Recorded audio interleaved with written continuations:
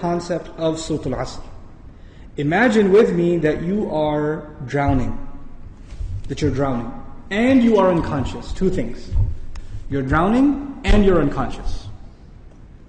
Do you have a lot of time? If you're drowning and you're unconscious, do you have a lot of time? No, you don't have a lot of time. Which means your time is running out. And you know in Arabic, what word is used for when time is running out? The word for that is al-asr. And asr literally means time that is running out. It's the last part of the day when the day is running out. It's time of asr prayer. Okay, asr literally comes from asir, juice that is squeezed out, time that's being squeezed out of your hands. You know, asr al-thawba even it's used. That you take a cloth that is drenched in water, and when you squish it like this, all the water comes out. Asr as a verb is used like that, right? To squeeze it out. So Allah talks about this time. You're drowning, you're unconscious, your time's running out. What's the first thing you need to do to be able to survive if you're in that position? If you hope to survive, what's the first thing you're going to need? What do you think? Wake up. That's the first thing you're going to need. If you're unconscious, then you're finished. The very first condition has to be you have to wake up. And even if you were in the most wonderful dream, and in your dream you were enjoying the greatest success, you're driving a Ferrari down, they have these car commercials with the hills and the highways on the side, the water on the other side, right? You're in one of those cars, the top's been dropped off, and you're just cruising along the highway, enjoying life. That's your dream. But when you wake up, what do you realize? You're drowning. You're underwater. That's the first condition. You have to wake up. Once you do wake up, you say, oh man, this is a nasty reality, and I was enjoying such a good dream. I should go back to sleep. If you do that, what kind of person would you be? Insane. You'd be insane. Or someone at least who has no courage to accept reality. Because they found reality to be very difficult, they decided they're going to put themselves back to sleep even though they woke up. Does this person, if he drowned, can he blame anybody else? The one who woke up and went back to sleep? You think? Someone who never woke up, maybe, right? But the one who woke up said, this is not good. And they went back to sleep. They have no one to blame but who? Themselves. They have no one to blame but themselves. Now, let's imagine that they did wake up. What do you have to do next? Oh, it's pretty bad, I'm drowning. Even if you don't know how to swim, will you not use every muscle in your body to make certain kinds of motions to go towards the surface? Wouldn't you do that? And you will make certain kinds of motions that make you go further down, and certain kinds of motions that will make you go up. And once you discover which ones help you go up, you will only do those, right? You will do those. In other words, the first thing was you have to wake up. The second was you have to swim. You have to do something to try to get to the surface.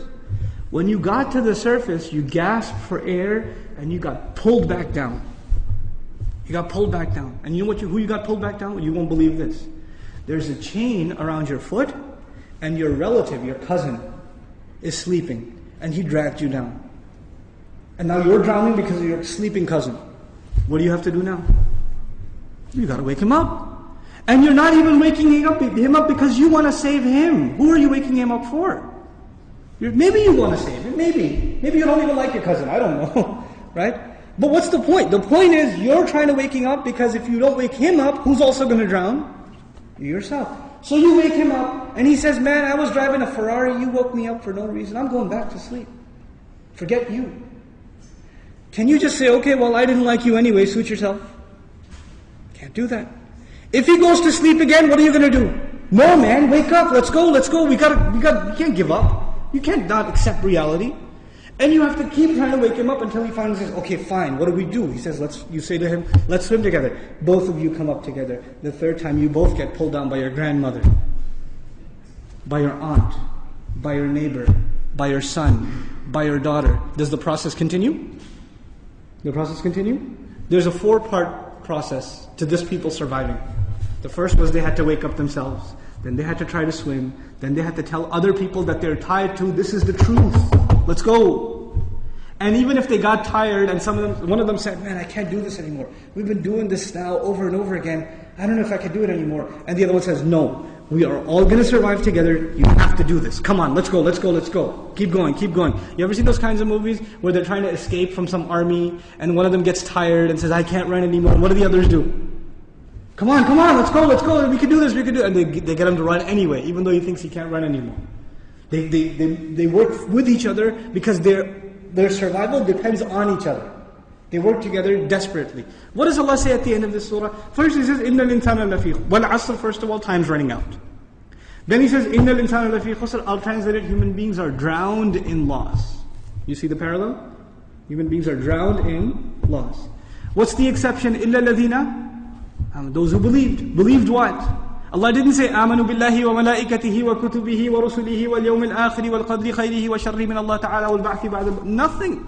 He didn't mention anything. Even though all of those things are included. According to the siyaq of the surah, the context of the surah, what is the first thing these people have to believe? That they're in loss. That they're drowning. And if they do come to believe that, and they correct their iman, what's necessarily going to happen? They're going to swim and move upwards. How does Allah describe this action? وَعَمِلُوا الصَّالِحَاتِ. They do good things. They do things that help reconcile the situation. By the way, salih is an adjective here, salihat, جمع مؤنث سالم, which is literally means that which corrects something. Something was wrong and it corrects it. So they do actions that correct the situation. Literally like the guy trying to swim. But because they were tied to other people, what else did they have to do? وَتَوَاصَوْا بِالْحَقِّ. They had to tell the other the truth. And it's not even أخبروا عن it. They told them about the truth. No. You have to wake him up and let's go, we have to go. No matter, and over again. Tawasi even has takrar in it. It has repetition. Over and over again they said, this is the truth, this is the truth, this is the truth. You know why? Because the people you're trying to save, even if you wake them up temporarily for 20 minutes, 30 minutes during a khutbah, guess what happens when the khutbah is done?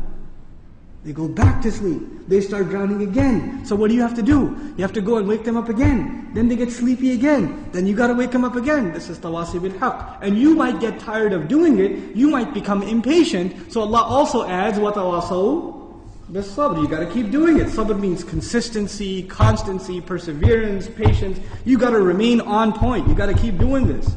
Because your survival depends on it. In the end, if you do all of these things but you have no patience, and you give up, you drown too. So even if you had iman, and you had good deeds, and you told people about the truth, but you didn't have sabr, you still drown. So how many conditions do you have to fulfill to survive?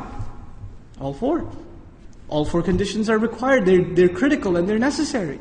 Which is why there's a wa in between them. You see the logical progression from iman to amil salihat, to tawasaw bil haqq, to tawasaw bil sabr, beautifully articulated in this surah.